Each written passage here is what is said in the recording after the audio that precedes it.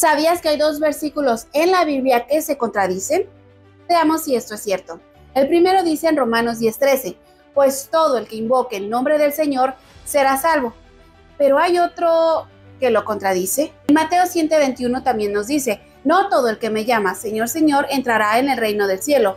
Solo entrarán aquellos que verdaderamente hacen la voluntad de mi Padre que está en el cielo.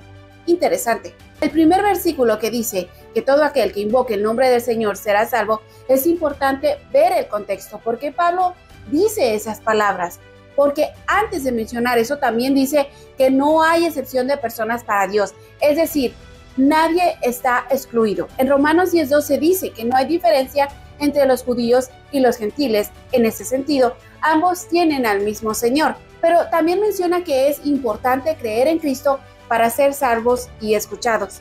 En Romanos 10:11 nos dice, todo el que confía en Él jamás será avergonzado. Y después viene el versículo que dice que todo el que invoque el nombre del Señor será salvo.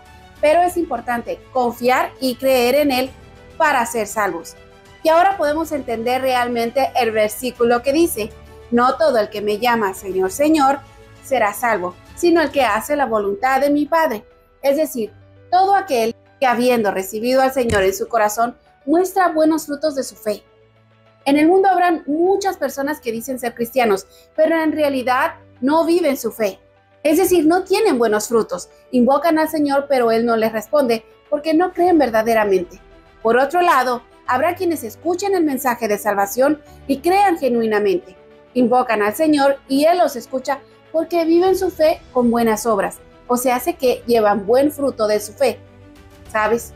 El Señor siempre cumple su palabra y no se contradice. Shalom.